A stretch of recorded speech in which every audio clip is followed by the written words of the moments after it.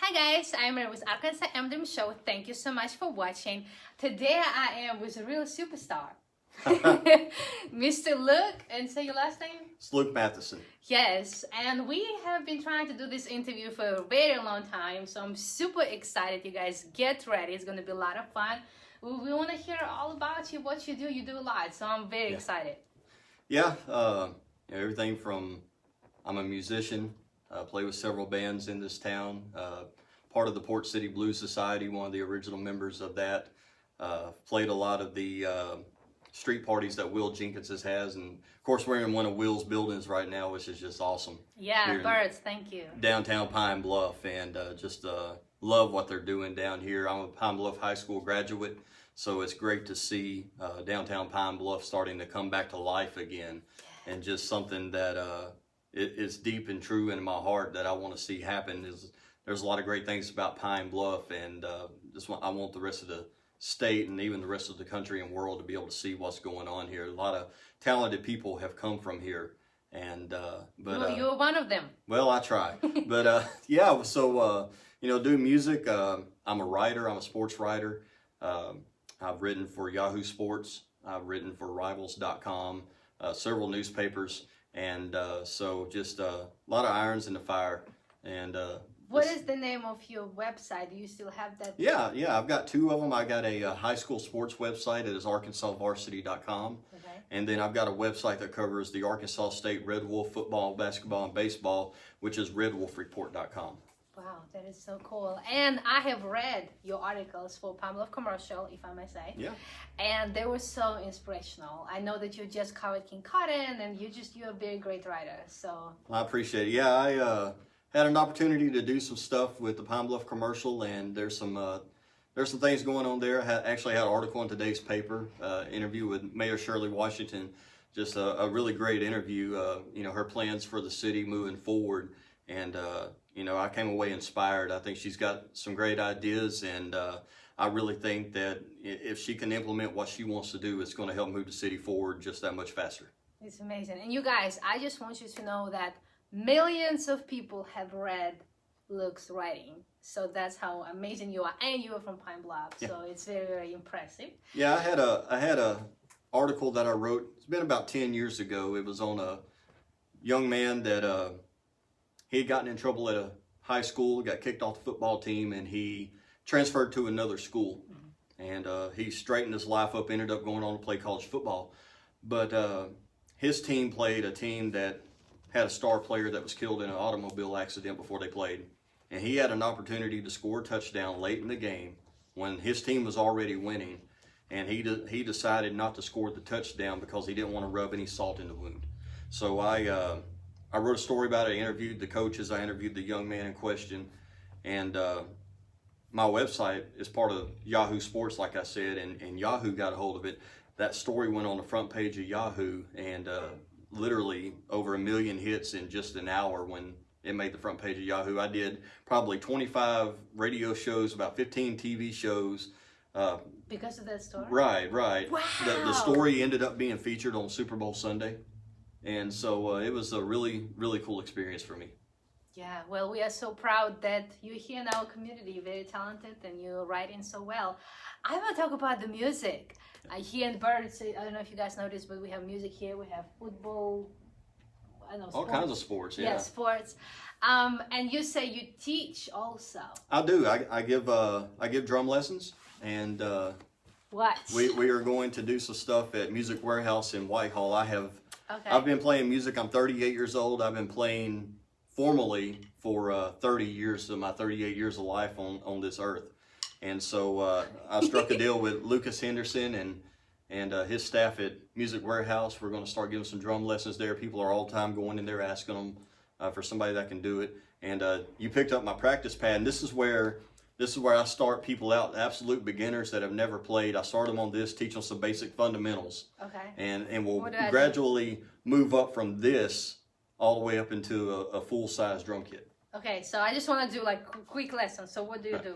All right, so to start off, you got to learn how to hold sticks right. This is what you call a match grip. You're holding it same hands. The hands are the same way. Or you can play traditional grip, which is what a lot of the old style drummers it's will like play. a chopstick. Right, yeah, kind of like a chopstick. What you call these? But these are just drumsticks. Drumsticks. Okay. So, and these are custom made drumsticks made by a guy out of Michigan. That he made these to my specification. And LAR drumsticks out of Michigan, and great guy. And he made these to me and sent them, or made these and sent them to me, and I've been playing them for about 2 months now, and just great sticks. But like I said, first you want to learn how to hold them, and most people you're going to hold like this. And it's just basically, I'll let you play on that. I can play on my leg. Okay. It's basically you want to start off just keeping a beat, just 1, 2, 3, 4, 1, 2, 3, 4. And eventually you're going to speed that up. You have what's called rudiments, and a rudiment would be like, for instance, left, left, right, right, left, left, right, right, right, left, left, right, right, left, left, left, right, right, left, left, right. And eventually all that's going to speed up, and you'll end up doing some rolls and just real fast stuff. And when you get on your drum kit, you end up putting all that together. So you have to do leg too? When you're playing a drum kit, you're playing the kick drum with your leg. This one will be on a hi-hat, or if you're left-handed and you reverse it, this one will be on the hi-hat, this will be kicking. And then you just keep, basically this is keeping your metronome. This is keeping your time. And now, sometimes I play with the metronome, sometimes I play with in-ear and have a click track. There's times I play without it. And so you're basically, the drummer is the timekeeper of the band. How long have you been playing this? 30 years.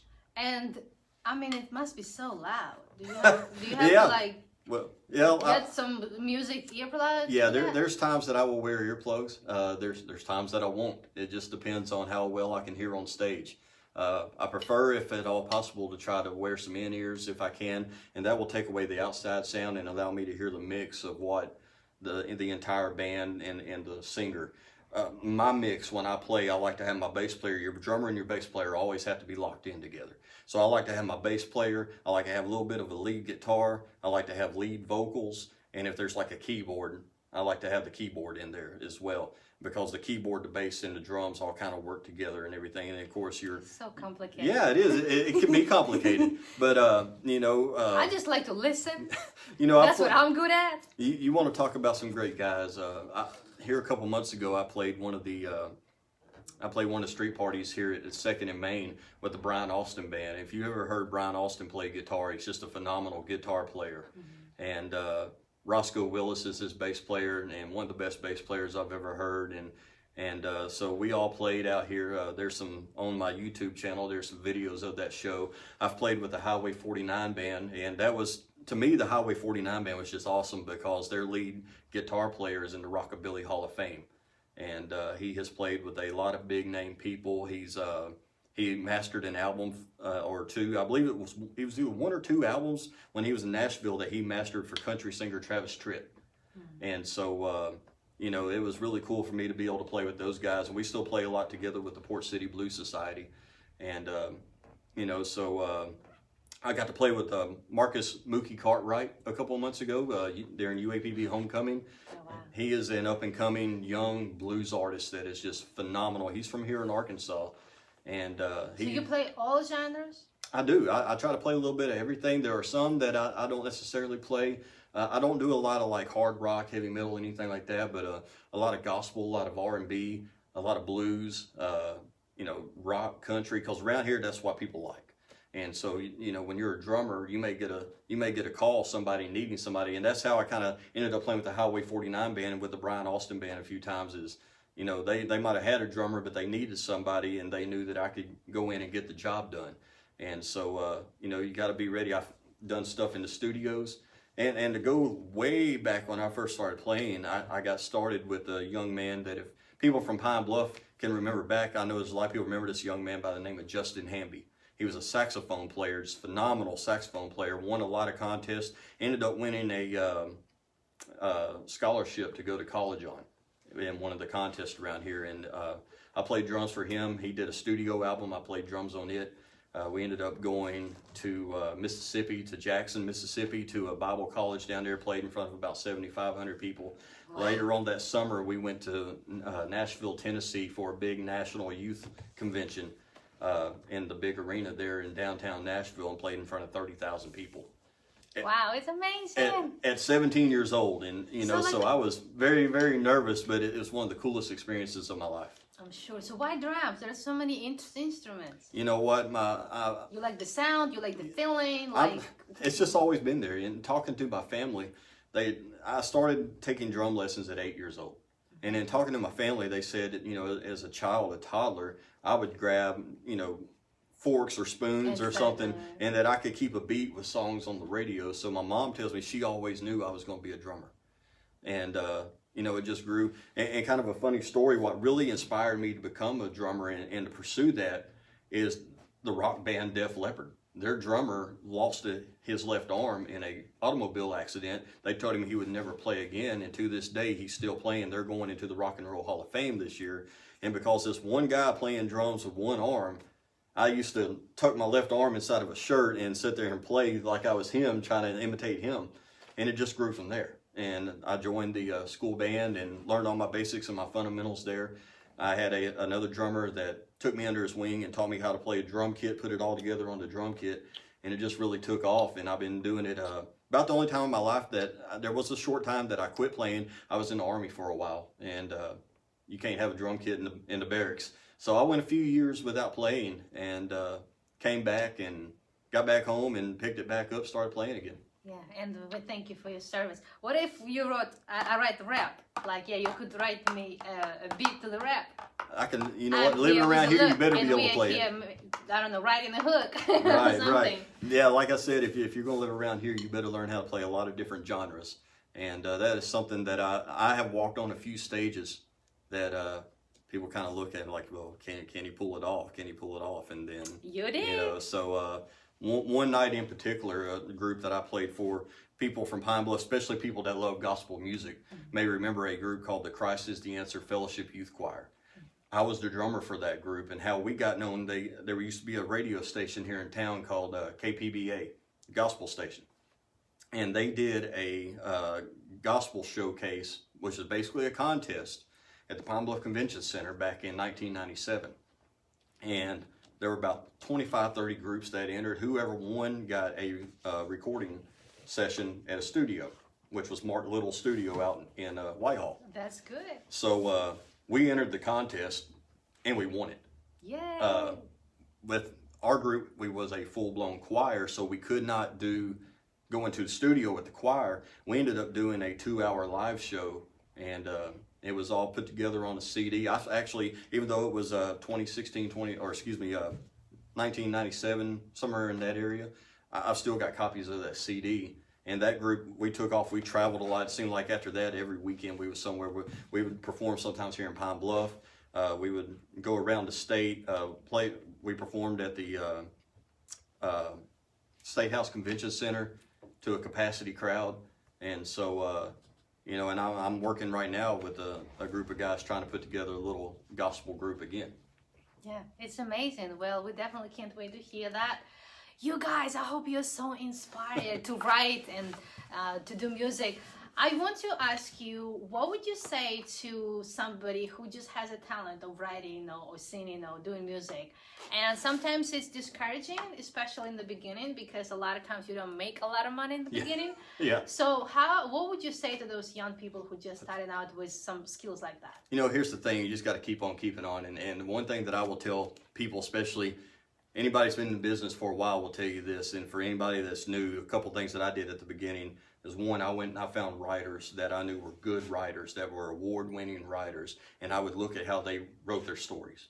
And I would try to find something that I could take from it. Same thing with music. I find other drummers that I know that are better than me, and I find something that I can take away. Every drummer that I play, don't matter if it's a drummer here in Pine Bluff, it don't matter if it's a drummer playing at Verizon Arena for some big nationally known band. I try to find something that I can take and implement to make myself better. And so with writing, I did that.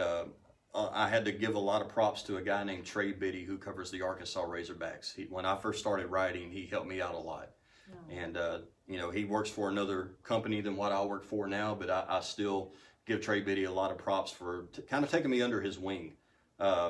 Jim Harris, a writer from here in Pine Bluff as well, is another one that helped me out a lot. Nate Olson used to be the sports editor for the Pine Bluff Commercial. He's helped me out a lot. So, there's always people along the way that help you out, and I always try to make sure that I give those people their props, because wherever I'm at in my career, I wouldn't be there without them.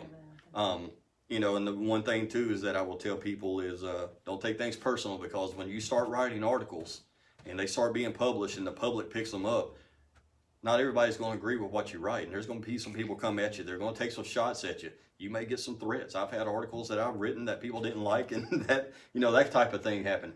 It's just the nature of the beast, and you just got to kind of, you know, have a short memory about it and brush it off, going about your business. Just keep doing what you do. I love that. Wow, you're so inspirational.